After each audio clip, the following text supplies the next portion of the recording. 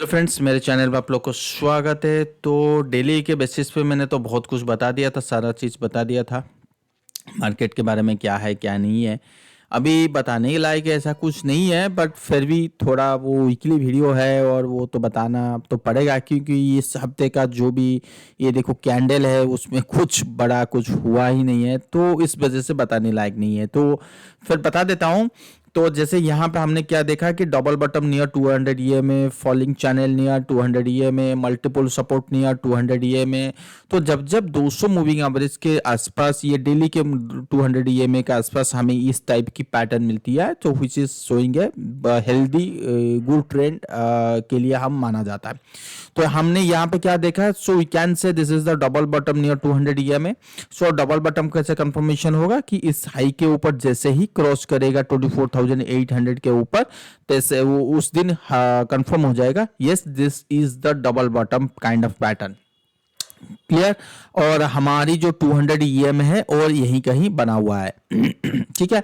अब ये तो हो गई बड़े टाइम के लिए।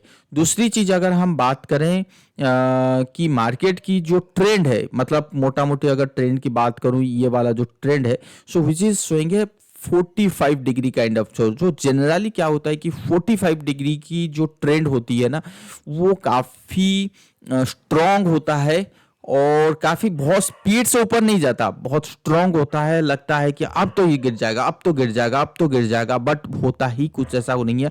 और लास्ट में जाके मान लो कि ऐसे चल रहा है और ऐसे चल रहा है और ऐसे ऐसे कर रहा है, फिर जाके वो काइंड ऑफ 90 डिग्री बनाता है। सो 45 डिग्री ऐसे चलता है और लास्ट में लगता है कि वो भाई इसकी टर्निंग पॉइंट आ चुकी है, मतलब जो तेजी की, तो वह 90 डिग्री बनाता है, तो फिर जाके काफी सेलिंग आती है।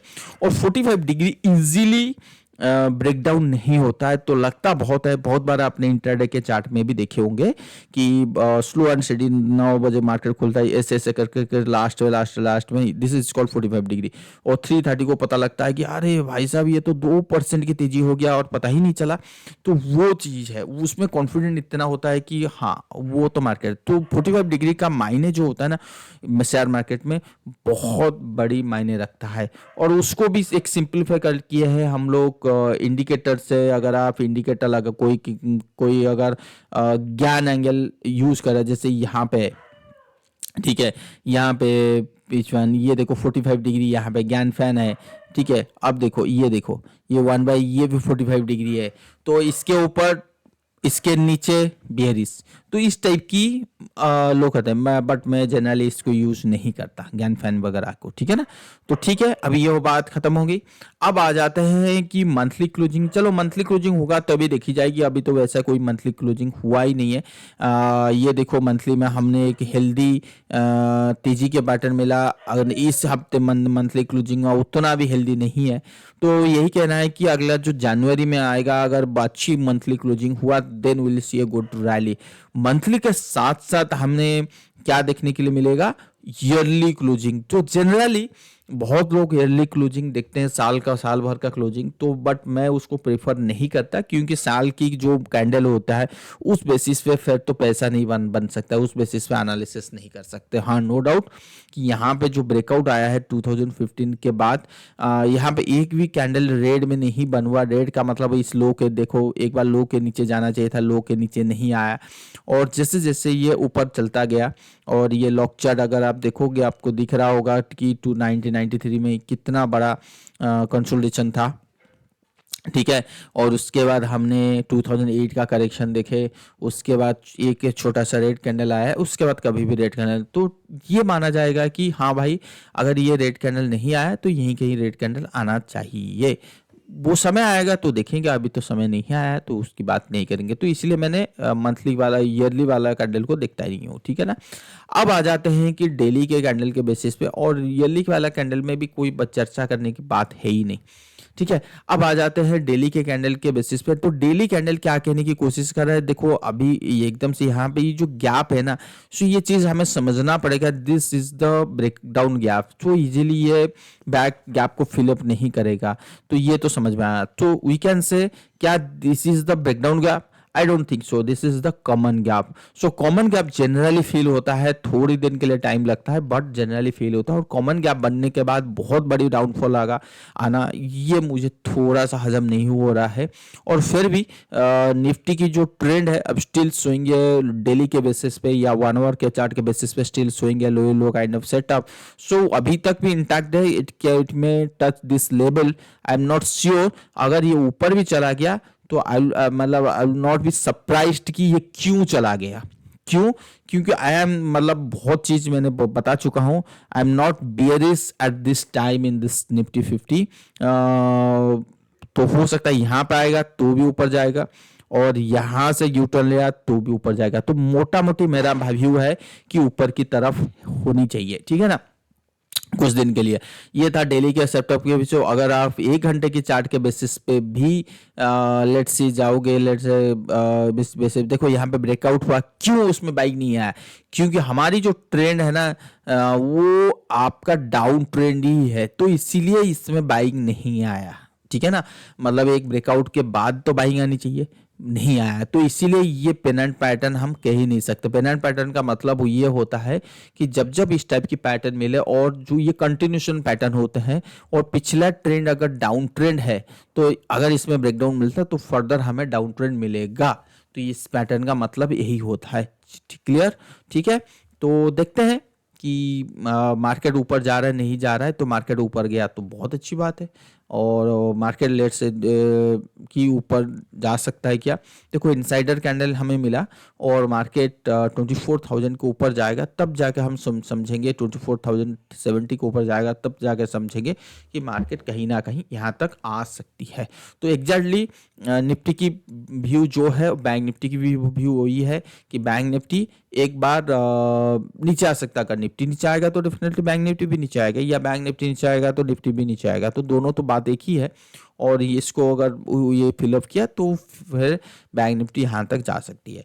पर बैंक निफ्टी के अगर आप चार्ट देखोगे, जो निफ्टी में आपको सपोर्ट दिख रहा है तो बैंक निफ्टी में भी सेम काइंड ऑफ सपोर्ट है कि जब जब इस चैनल को मतलब इस पॉइंट को टच किया है बैंक निफ्टी, तो बैंक निफ्टी वहीं खड़ा है जहाँ पे निफ्टी खड़ा है, तो बैंक निफ्टी वहीं पर है। तो कहीं कुछ दुविधा नहीं है।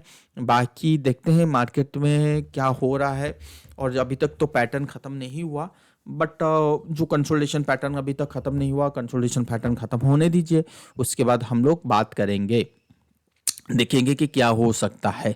और रहा ये CNX 500, तो 500 मोटा मोटी ये कह रहा है कि ये तो मूड में नहीं है कि इस लो को टच करने में, हो सकता है कि ऊपर जाए और उसके बाद यहाँ पे कंसोलिडेशन होके ऊपर जाए। ये चीज़ ऐसा दिखा रहा है। स्मॉल कैप और एक महीना देखने के लिए, एक हफ्ता देखने के लिए मैं बस इंतजार करूंगा, क्योंकि इसी हफ्ते में क्या हुआ ना, इवनिंग स्टार के बाद ये एक छोटी सी कैंडल बना तो कहीं ना कहीं मुझे पॉजिटिव दिख रहा है। तो हो सकता है कि अगले हफ्ता भी कंसोलिडेशन के काइंड ऑफ मिलेगा, यहाँ से लेके यहाँ तक बड़ी वाली सेलिंग की प्रोबेबिलिटी बहुत कम है। हाँ, निफ्टी में आएगा तो definitely will see a kind of selling pressure in this, in every index. Okay, so वो चीज़ देख रहे हो। और ऑटो, ऑयल, गैस, ये चीज़ ऑलरेडी सभी में है, तो इसमें तो बताने की कोई बात है ही नहीं। मतलब ऐसा कुछ नहीं है कि हम बता दें। देखो फार्मा जो है ना, यहाँ से मुझे बहुत पॉजिटिव दिखता है। So you have to low कि कौन सा वाला मुझे, जैसे मैंने आपको कहा कि डॉक्टर रेड्डी सिप्ला मुझे बहुत अच्छा लगता है, तो आप अपने तरफ से देख लीजिए। हेल्थ केयर देखो, यहाँ पे ब्रेकआउट की सिनेरियो बन रहा है हेल्थ केयर में। यहाँ पे आप सोचो यार, हेल्थ केयर अगर यहाँ से ब्रेकआउट दे दिया कुछ दिनों के बाद, उसके बाद पॉजिटिव न्यूज आना चालू हुआ, तो सोचो यार जो परफॉर्म कर रहे हैं तो उनमें किस टाइप की बाइंग आ सकती है। तो ये चीज़ बहुत मायने रखता है फार्मा में। और ये चीज़ और आ जाइए यूएस मार्केट में। यूएस मार्केट में तो ठीक है, इस चीज़ चैनल को ब्रेकडाउन दिया है, बट यूएस मार्केट में ऐसा कुछ सिनेरियो नहीं बना, ऐसा कुछ सीन नहीं बना कि यूएस मार्केट यहाँ से एक बहुत बड़ी सेलिंग जोन में चला जाएगा। ऐसा उनकी कोई भी स्टॉक अगर मैं देखूं, ऐसा बिल्कुल एक भी सिनेरियो नहीं बना रहा है। देखो इतना बड़ा रेड कैंडल के बाद एक छोटा सा कैंडल फिर ग्रीन बना दिया, तो इससे साबित ये होता है, देखो इतना बड़ा फॉल होने के बाद हो सकता है कि यहाँ पे जो ट्रांसपोर्टेशन यहाँ पे बहुत अच्छी तेजी आ सकती है। रूसेल वो एग्जैक्टली यही कह रहा है कि यहाँ से तेजी आ सकती है। कितना तेजी आएगा ये सबसे बड़ा क्वेश्चन मार्क है। डाउ जोन्स ग्लोबल है और जो बिटकॉइन है, बिटकॉइन में तो देख रहा हूँ, क्योंकि बिटकॉइन अभी भी मुझे लग रहा है कि यहाँ से अच्छी वाली मूव आने की किनार पे खड़ा है। और यूरोपियन मार्केट, एशियन मार्केट सब जो है यहाँ पे तेजी आना चालू हो जाएगा। ये इसके बारे में मैंने बहुत कुछ डिटेल में एक वीडियो बना दिया था फ्राइडे के दिन, और ट्विटर में जाके देख सकते हो कि मैंने इस सारी चीज़ के ऊपर मैंने पहले से ही बता दिया था। जो निक्की में फ्रेश ब्रेकआउट आया है, और हो सकता है कि मंडे को निकी का काफ़ी ज़्यादा इफेक्ट रहेगा पूरी एशियन मार्केट के ऊपर। और उसके साथ जो साथ देगा वो देगा, शायद मुझे जो लगता है हैंगसेंग देगा। हैंगसेंग, चाइना, ये सारे देंगे। अगर इन तीनों चलने लगे तो एशियन मार्केट सपोर्ट मिलेगा। एशियन मार्केट चलने लगा तो पूरी इमर्जिंग मार्केट चलेगी। इमर्जिंग मार्केट सपोर्ट मिलेगा तो यूएस मार्केट को सपोर्ट मिलेगा, जो डॉलर के लिए एक नेगेटिव क्राइटेरिया, क्योंकि I am waiting for a negative trend in US dollar index. Waiting का मतलब होता है कंफर्मेशन, डाउनवर्ड प्रेशर का कंफर्मेशन का बस इंतजार कर रहा हूँ। सो यहाँ से मुझे कंफर्मेशन मिला, then will get good buying pressure in all segment criteria. तो डॉलर की अगर, सॉरी, गोल्ड की अगर बात करें तो गोल्ड अभी भी मुझे लग रहा है कि 2470 या 2500 तक आ सकती है। तो हो सकता है कि एक थोड़ी बहुत सेलिंग आ जाए, उसके बाद हेल्दी तेजी मिलेगा। ठीक है, कॉपर मोटा मोटी सही है, सब कुछ सही है। जो क्रूड ऑयल है, पता नहीं है क्रूड ऑयल क्या करना चाहता है, कि अगर इसके ऊपर नहीं जा पाया 72 के ऊपर जनवरी मंथ में, तो फिर तो दिक्कत हो जाएगी मुझे लगता है, क्योंकि बहुत टाइम फिर हो जाएगा कि इसको ट्रेडिंग करते करते फिर तो ये नीचे आ जाएगी। तो उसको ऊपर जाने के लिए एटलीस्ट 7250 के ऊपर जाना पड़ेगा क्रूड ऑयल को। तो फिर उसमें देखिए मज़ा क्रूड ऑयल में, देखो मैंने पहले से ही बोल रखा हूँ कि ये 10% की रैली के लिए तैयार हो चुका है क्रूड ऑयल। तो ये चीज़ आप समझ के बैठिए। और क्रूड ऑयल रैली करेगा तो बहुत सारे स्टॉक्स है जो क्रूड ऑयल रिलेटेड हैं, तो वो भी रैली कर सकते हैं, तो उनको भी देख सकते हैं। ठीक है ना।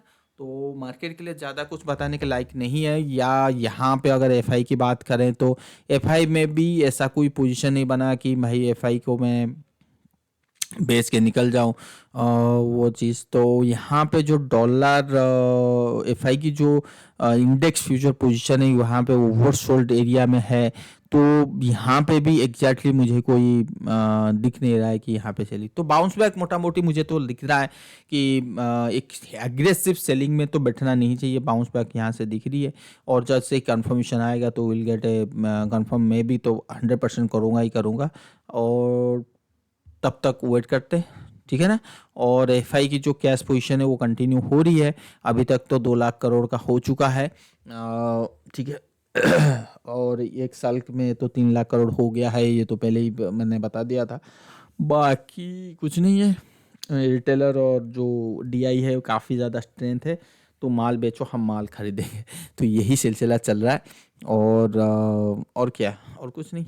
ओके, तो देखते हैं अगले हफ्ते का इंतज़ार करते हैं। हाँ, ये भी हो सकता है कि अगले हफ्ते में थोड़ा सा ट्रेडिंग कम हो, क्योंकि अभी तक जो छुट्टी है और जनवरी एक भी फास्ट वीक है, तो ये चलेगा। मतलब हर साल वो ऐसे ही होता है, तो कंक्लूजन शायद ना निकले। और हाँ, दूसरी चीज़ ये है कि लॉट साइज भी हमारे यहाँ पे बढ़ गया है, तो थोड़ा सा ऊपर नीचे हो सकती है, ना भी हो सकता है। तो एक हफ्ते के बाद क्लैरिटी शायद समझ में आ जाए पूरी मार्केट में होना क्या करना क्या चाहता है। अभी तक जो जो मार्केट की कंडीशन है, अभी तो हायर लो का ट्रेंड है, मतलब ऊपर का ट्रेंड है।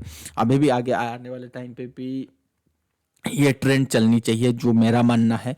और वहाँ पे मैं गलत भी हो सकता हूँ, ऐसा ज़रूरी नहीं है कि मैं हमेशा सही रहूँगा, उसमें भी गलत भी हो सकता हूँ। बट जब घूमेगा तभी तो जाके गलत होऊंगा, अभी तो घूमा नहीं है, तो गलत होने का चांसेस ज़्यादा कुछ बनता नहीं है। ठीक है ना।